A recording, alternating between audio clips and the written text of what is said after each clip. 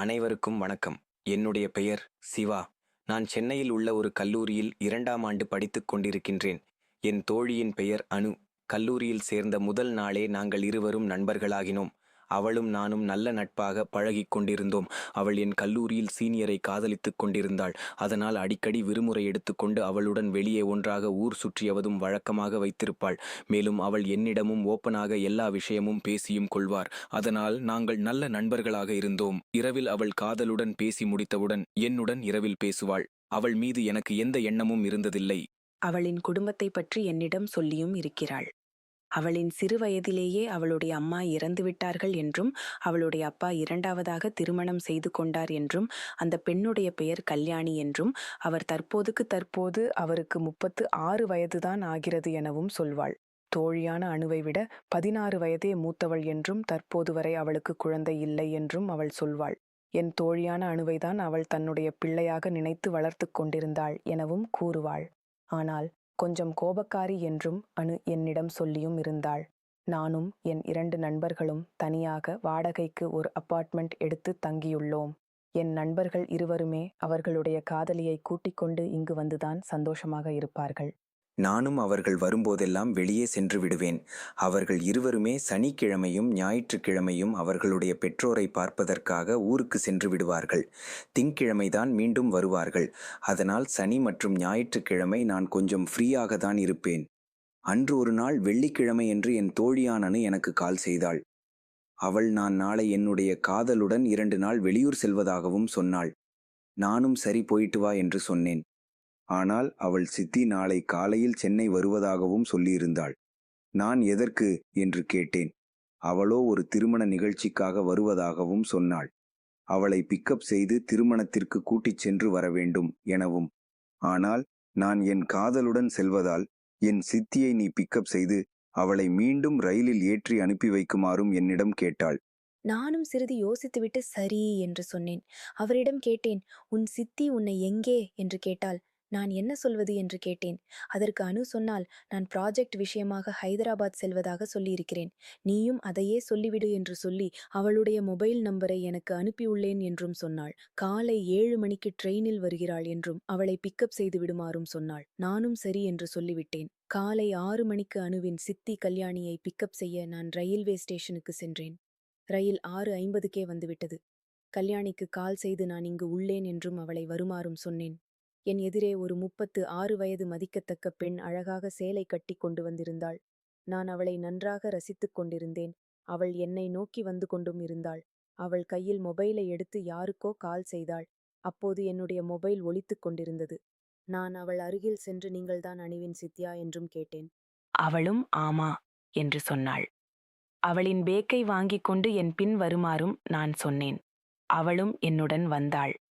வெளியே வந்தவுடன் என் பைக்கில் அவளுடைய பேக்கை வைத்துவிட்டு பைக்கில் ஏறி அவளை பின்னே அமருமாறும் சொன்னேன். அவளும் சிறிது யோசித்துவிட்டு அமர்ந்தாள். நானும் என் அபார்ட்மெண்டை நோக்கி வந்து கொண்டிருந்தேன். சாலைகள் குண்டும் குழியுமாக இருந்தன.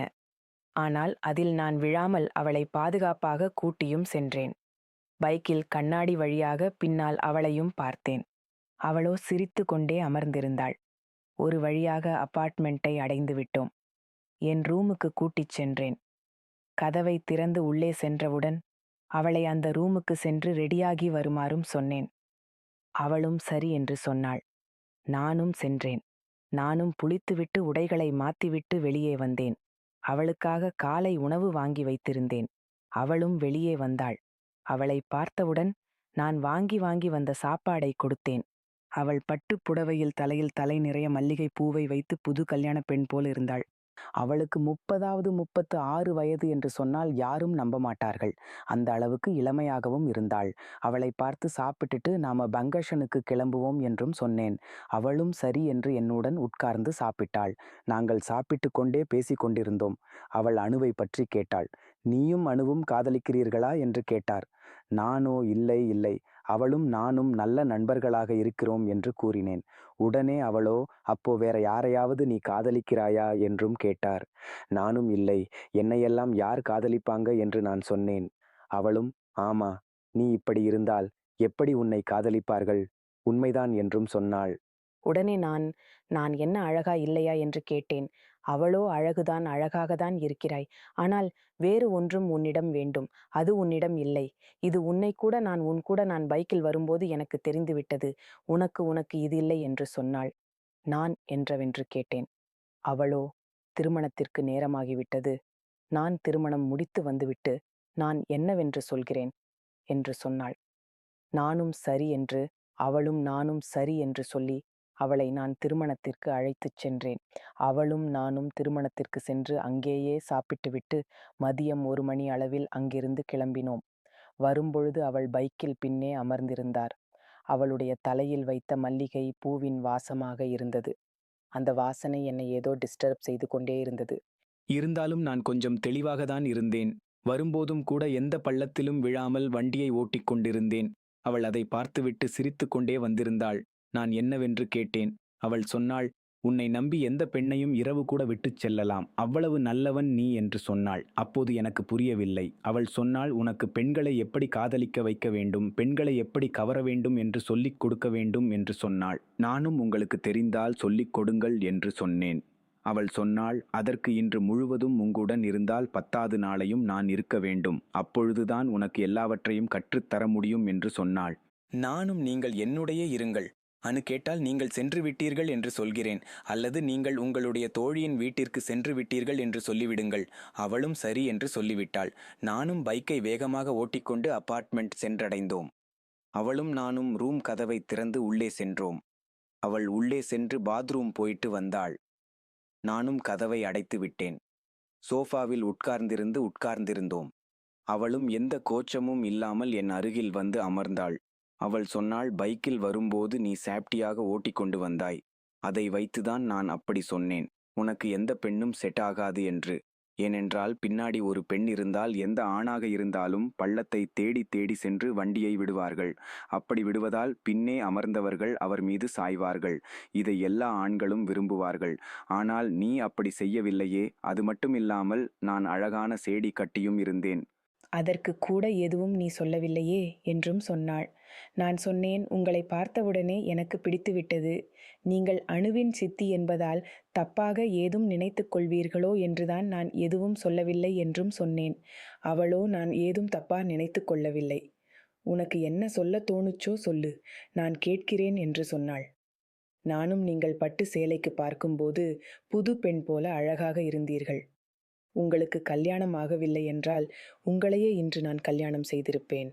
உங்களுடைய அழகு என்னை ஏதோ செய்தது நீங்கள் தப்பாக நினைத்துக் கொள்வீர்கள் என்றுதான் நான் அமைதியாக இருந்துவிட்டேன். இல்லையென்றால் இங்கு நடப்பதே வேறு என்று நான் சொன்னேன். உடனே அவளோ, நான் எதுவும் நினைத்து கொள்ள மாட்டேன். ஏனென்றால் அணுவுடைய அப்பா என்னை தொட்டு 3 வருடங்கள் ஆகிவிட்டது. நானும் பெண்தானே, என்னால் முடிந்தவரை இருந்துவிட்டேன். இன்று என் தோழியை பார்த்து அதை சொன்னேன். அவளும் உனக்கு ஏதாவது ஒரு வாய்ப்பு கிடைத்தால், அதுவும் நல்லவனை பார்த்தால், உன்னுடைய ஆசையை நீ போக்கிக் கொள்ளுமாறும் என்னிடம் சொன்னாள். நானும் நீ நல்லவன் என்றுதான் உன்னை தேடி நான் மீண்டும் உன்னுடைய வீட்டிற்கே வந்தேன். உன்னுடன் 2 நாட்கள் தங்கவும் சம்மதித்தேன். என்னுடைய ஆசைகள் முழுவதையும் தீர்த்து கொள்ள நான் விரும்புகிறேன். இப்போது உனக்கும் எனக்கும் கல்யாணமாகிவிட்டது என்று நீ நினைத்துக்கொள். அதன் பிறகு என்னை நீ என்ன செய்ய நினைக்கிறாயோ அதை இப்போதே செய் என்று சொன்னாள். நானும் இந்த வாய்ப்பை வீணடிக்க விரும்பவில்லை. அவளே அதற்கு சம்மதம் தெரிவித்து விட்டாள். பிறகு எதற்கு கூச்சம் என்று அப்போதே நான் ஆரம்பித்து விட்டேன். அப்போது ஸ்வபாய்வில் வைத்தே எனக்கும் அவளுக்கும் எல்லாமும் நடந்து முடிந்தது. அதன் பிறகு மாலை நேரத்தில் நாங்கள் டீ அறிந்து கொண்டே அவளுடைய கதைகளை சொன்னாள். அவள் கொஞ்சம் வறுமையான குடும்பத்தை சேர்ந்தவள் என்பதால் அவளை விட 14 வயது அதிகமான ஒரு நபருக்கு 2வதாக திருமணம் செய்து வைத்து கொடுத்தார்கள். அதாவது அணுவுடைய அப்பாவிற்கு. தற்போது அணுவுடைய அப்பாவிற்கு 50 வயது ஆகிறது. அவருக்கு அணு பிறக்கும்போது கூட திருமணமாகி பல வருடங்களுக்கு பிறகுதான் ஆணு கூட பிறந்தாலாம். தற்போது அவருக்கு 50 வயது ஆகிவிட்டதால் அவருக்கு சுகர் உள்ளிட்ட பல வியாதிகளும் இருக்கிறது. அதனால் அவர் உடம்பில் பலமும் இல்லை. அதனால் அவர் என்னை தொடவே இல்லை. கடந்த 3 ஆண்டுகளாக நான் இதற்காக ஏங்கிக் கொண்டிருந்தேன் எனவும் கூறினார். எனக்கு தற்போது 36 வயதுதான் ஆகிறதும் என்றும் சொன்னாள். நான் ஏழை குடும்பத்தில் பிறந்துவிட்டதால் என்னுடைய வாலிபமும் என்னுடைய ஆசைகளும் வீணாகி போய்விட்டது எனவும் வருத்தப்பட்டாள். உடனே நானும், வருத்தப்படாதீர்கள், உங்களுடைய வருத்தத்தை நான் போக்கின்றேன். உங்களுக்கு நாளை இரவுதானே ட்ரெயின். அன்று அதுவரை நாம் ஜாலியாக இருக்கலாம் என்று சொல்லி நானும் அவளும் ஜாலியாக இருக்க ஆரம்பித்தோம். என்னுடைய நண்பர்களும் திங்கிழமைதான் வருவார்கள்.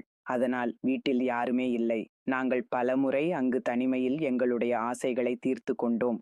அதன் பிறகு ஞாயிற்றுக்கிழமை சாயந்திரம் அவளை ட்ரெயின் ஏற்றிவிட்டேன். அதன் பிறகு எங்களுடைய கள்ளக்காதல் போனில் தொடர்ந்தது. கிட்டத்தட்ட 2 வாரங்களாக நாங்கள் இருவரும் செல்போனிலேயே பேசி பழகி எங்களுடைய கள்ளக்காதலை வளர்த்து வந்தோம். 2 வாரத்திற்கு பிறகு அவளுடைய கணவன் ஒரு வேலை விஷயமாக வெளியூர் செல்வ இருப்பதாக என்னிடம் கூறினாள். என்னையும் அவளுடைய ஊருக்கும் அழைத்தாள். நானும் டிக்கெட் எடுத்துக்கொண்டு அவளுடைய ஊருக்கு சென்றேன். அவன் கணவன் வெளியூருக்கு சென்றதும் என்னை வீட்டிற்கு வரவழைத்தாள். அதன் அன்று சனிக்கிழமை அவருடைய வீட்டிற்கு சென்றேன். 2 நாட்கள் அவருடைய வீட்டில் தங்கிவிட்டுதான் வந்தேன். அதன் பிறகும் எங்களுடைய கள்ள காதல் ரொம்ப நாட்களாக தொடர்ந்து கொண்டே இருந்தது.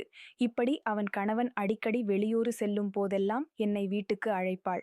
நாளும் உடனடியாக அவருடைய வீட்டுக்கு சென்று வருவேன்.